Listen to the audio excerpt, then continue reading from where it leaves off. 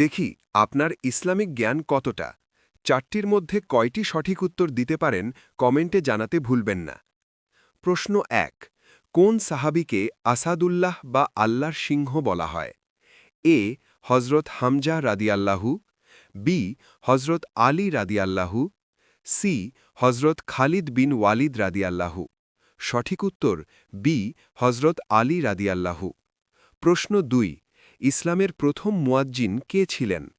এ হজরত আবু বকর রাদিয়াল্লাহু, বি হজরত বিলাল রাদিয়াল্লাহু, সি হজরত জায়েদ রাদিয়াল্লাহু।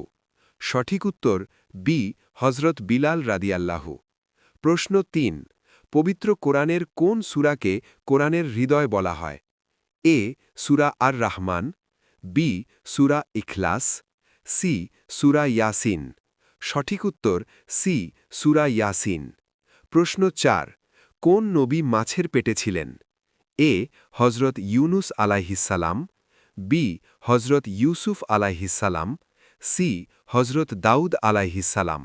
সঠিক উত্তর জানার আগে ভিডিওটা শেয়ার করুন, কারণ রাসূলুল্লাহ সাল্লাল্লাহু আলাইহি ওয়াসাল্লাম বলেছেন, তোমাদের মধ্যে সেই ব্যক্তি সর্বোত্তম যে নিজে কোরআন শিক্ষা করে এবং অন্যকে শিক্ষা দেয়।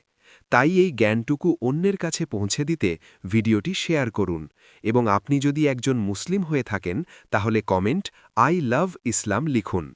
সঠিক উত্তর এ হজরত ইউনুস আলাইহিসসালাম।